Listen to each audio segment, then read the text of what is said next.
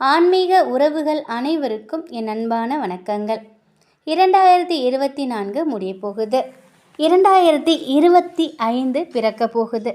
இந்த வருடத்தில் நமக்கு ஏற்பட்ட கஷ்டங்கள் எல்லாமே நீங்கி வருகிற வருடம் நிம்மதியாகவும் மகிழ்ச்சியாகவும் வாழணும். அப்படி தான் நம்ம ஒவ்வொருத்தரும் நினைப்போம்.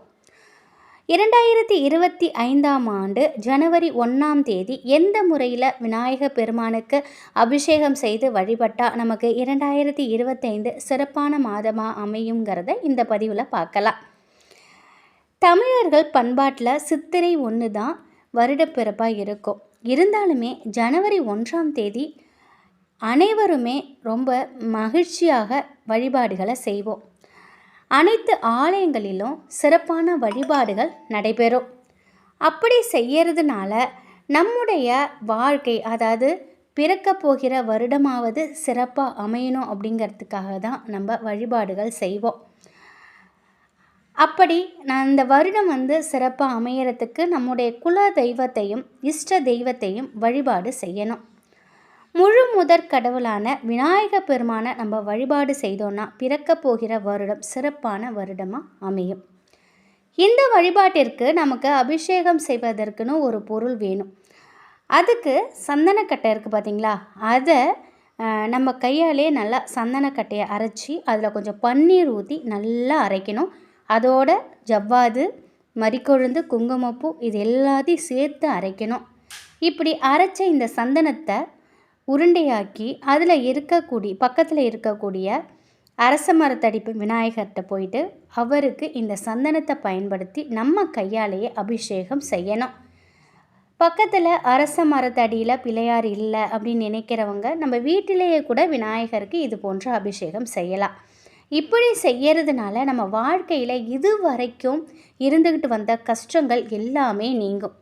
அது மட்டும் இல்லை, புத்தாண்டில் மாலை நேரத்தில் பக்கத்தில் இருக்கக்கூடிய சிவன் கோவிலுக்கு போயிட்டு உங்களால் முடிஞ்ச அளவுக்கு ஒற்றைப்படை எண்ணிக்கையில் நீங்கள் தீபம் ஏற்றி வழிபாடு செய்யலாம். இப்படி செய்கிறதுனாலையும் நம்முடைய வாழ்க்கையில் இருக்கக்கூடிய இருள் எல்லாமே நீங்கி ஒளிமயமான எதிர்காலத்தை சிவபெருமான் நமக்கு கொடுப்பாங்க. முடிஞ்ச அளவுக்கு புது வருடத்தில் அசைவம் சாப்பிடுவதை தவிர்க்கணும். அது மட்டும் இல்லை, புது வருடம் 1/1/2025 புதன்கிழமை பிறக்குது. இந்த புதன்கிழமைங்கிறது புதன் பச்சை பயிர் இருக்குது பார்த்தீங்களா, முழு பயிர், அது ரொம்ப ரொம்ப விசேஷம். அதில் தீபம் ஏற்றுவதுங்கிறது எப்பொழுதுமே நம்ம புதன் பகவானோட அருள் இருந்தால் நமக்கு நம் வாழ்க்கையில் பலவிதமான நன்மைகள் நமக்கு ஏற்படும்.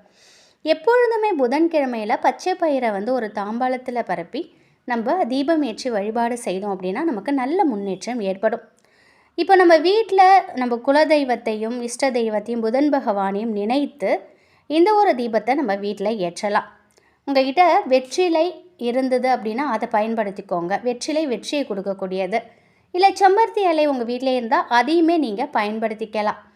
ஒரு தாம்பாளம் வச்சு அதில் செம்பருத்தி இலை வைங்க, இல்லை ஒரு வெற்றிலை வைங்க. அதுக்கு மஞ்சள் குங்குமம் வைத்து அதன் மேலே கொஞ்சமாக முழு பருப்பு, பாசி பருப்பு இருக்கு இல்லையா, அதை கொஞ்சமாக வச்சு அதன் மேலே ஒரு தீபம் ஏற்றுங்க.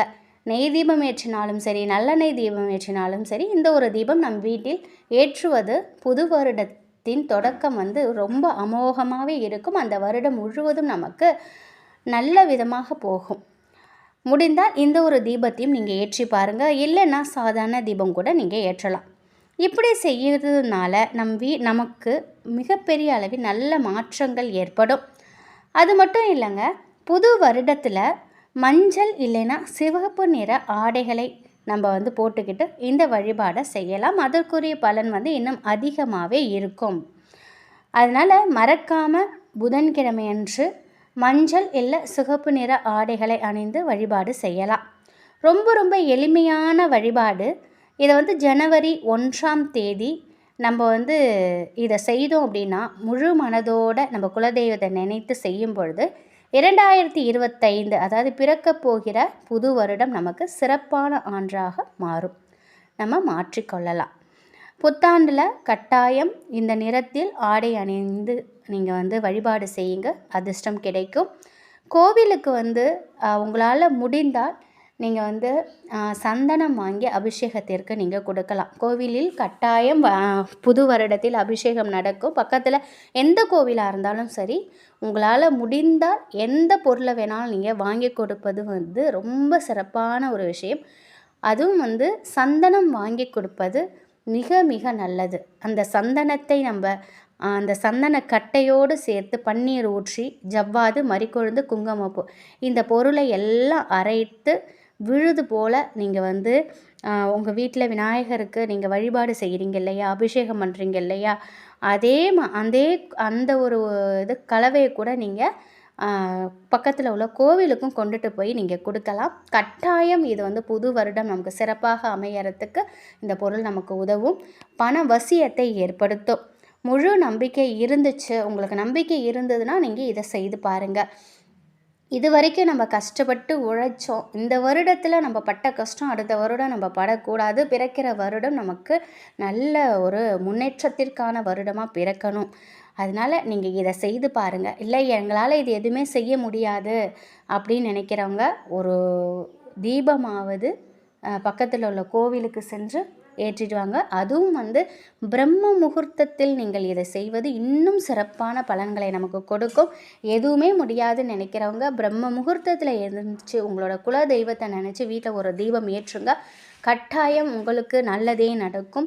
உங்களுடைய முன்னேற்றம் நல்லா எந்த தடையும் இல்லாமல் அமோகமாக இருக்கும். பண வரவில் நல்ல மாற்றங்கள் ஏற்படும். அடுத்த பிறக்கிற 2025 கட்டாயம் உங்களுக்கு அமோகமான வருடமாக மாறும். குலதெய்வத்தின் பாதத்தை பற்றி கொள்ளுங்க. குலதெய்வத்தோட பாதத்தை நம்ம பற்றிக்கிட்டாலே நிச்சயமாக நம் வீடு அமோகமாக செல்வ செழிப்போடு இருக்கும். என் அன்பு உறவுகள் அனைவருக்கும் இனிய புத்தாண்டு நல்வாழ்த்துக்கள். செல்வ செழிப்போடு இந்த ஆண்டை தொடங்குங்க. அனைத்தும் நல்லதே நடக்கும். உங்கள் குல தெய்வத்தின் அருளில் செல்வ செழிப்போடு, ஆரோக்கியத்தோடு, மகிழ்ச்சியோடு, சந்தோஷமாக இருக்க இறைவனை பிரார்த்திக்கிறேன். நன்றி.